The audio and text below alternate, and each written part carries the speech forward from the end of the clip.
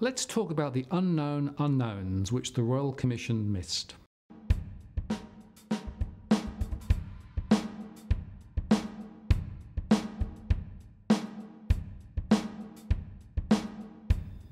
Hello again, I'm Martin North, the Principal Analyst at Digital Finance Analytics. So today the first round of hearings at the Royal Commission into Financial Services Misconduct closed out after 2 weeks of frankly amazing evidence. The case study approach looked at issues across residential mortgages, car finance, credit cards, add-on insurance products, credit offerings, and even account administration. And the litany of potential breaches of both the law, company policy and regulatory guides was pretty relentless. And with evidence from various bank customers as well as representatives from ANZ, CBA, NAB and Westpac, plus others. It looks to me as if many of these breaches will possibly force the banks to pay sizable remediation costs and penalties.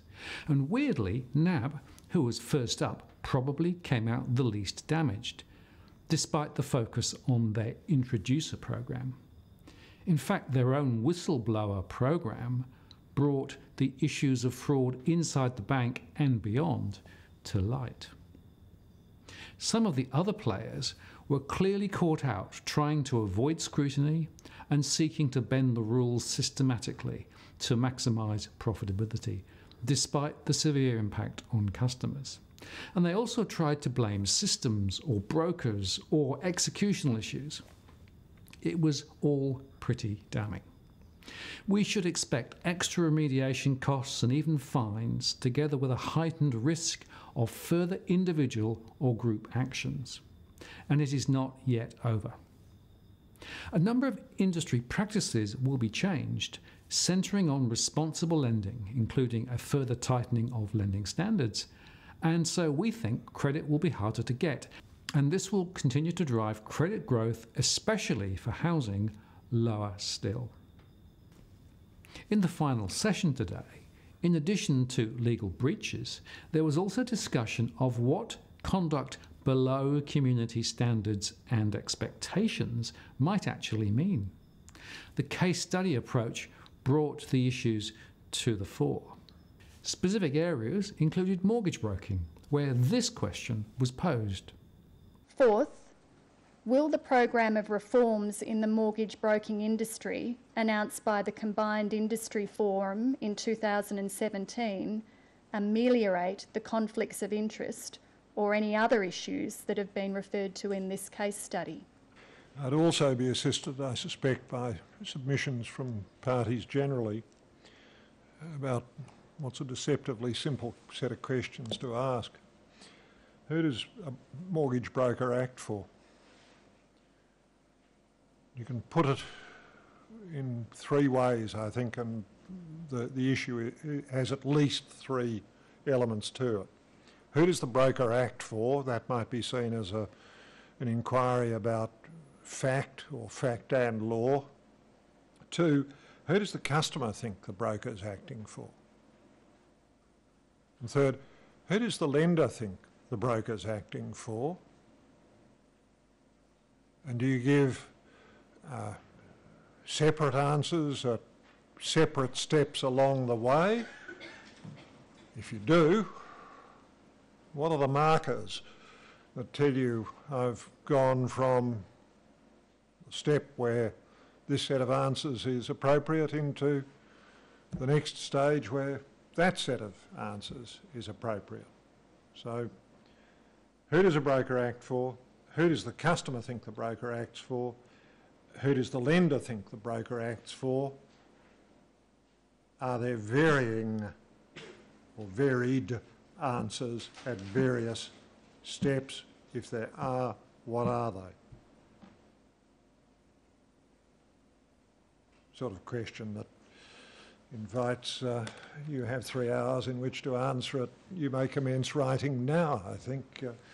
Don't forget to put the number at the head of each page. We think it is likely remuneration models will change, with a focus on fees rather than commissions.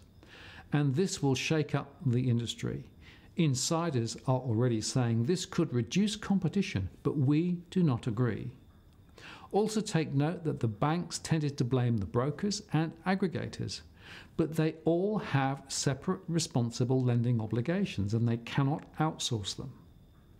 If there is a move towards meeting customers' best interests as opposed to just not unsuitable, this could lead to a consolidation of brokers and financial planners, something which makes sense in that a mortgage or wealth building is part of the same continuum, and credit is not somehow other. The two regimes, in fact, are an accident of history because the credit laws evolve separately from individual state laws. We think they should be merged and around best interest of customers.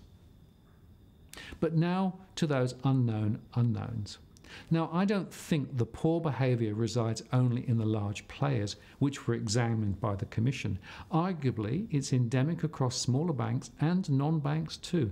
In fact, many smaller players are very active broker users. This means that the proportion of loans held by customers which are unsuitable are considerable, and we must not let this become a big bank or broker bashing exercise. We need structural and comprehensive reform across the board. Next, we need to remember that half of all loans are originated in the banks themselves, and the same underwriting weaknesses are sure to reside there too. Now, the banks will try to deflect attention beyond their boundaries, but they need to look inside too, and the evidence suggests that they prefer to look away. Have no doubt, liar loans will be found amongst loans written by the bankers themselves. And the same drivers are also apparent in the growing non-bank sector, where regulation is weaker. We need to look there too, including the car loans and payday loans, plus the strong growing interest-only mortgage sector by some of the non-bank players. Whilst APRA now has some new powers of oversight, they are still pretty weak. At its heart, we need to rebalance the cultural norms in finance, from profit at all costs to serving the customer at all costs. The fact is, do that, put the customer first, and profitability follows. We discussed this in our recent customer-owned banking post. Now, recalling the terms of reference of the Royal Commission, they will need to look beyond bank practice to think about competition, access to banking services, and even the broader impact on the economy of potential reforms. As we've argued, credit growth has been the engine of GDP growth. The RBA has used this growth in credit to drive household consumption to replace mining investment. As lending practices are progressively tightened, this has the potential to slow down significantly at a time when rates are rising. And we expect the rate of slowing in credit growth to speed up ahead. I also think the confused roles of the regulators, ACCC, APRA, ASIC, RBA, and the Council of Financial Regulators, where they all sit around the table with the Treasury, are partly to blame. As the recent Productivity Commission review called out, there needs to be change here too. But that is probably beyond the Commission's ambit for now. The bottom line is this. The economic outfall of the Royal Commission, even based on just round one, will be significant. Credit growth may well slow. Bank share valuations will be hit. They've already fallen. And as the size of the costs of remediation emerge, this could get worse. But lending practices will not get fixed anytime soon. This is a long journey ahead. And in 3 weeks' time, we are back. This time looking at financial planning and wealth management and the $2 trillion plus sector. If you found this useful, please do like the post and add a comment or question. I read them all. If you've already subscribed, thank you. I'm really grateful for your support. And if you are yet to subscribe, please do so to receive future alerts. I'm Martin North, Principal at Digital Finance Analytics. Many thanks for taking the time to watch.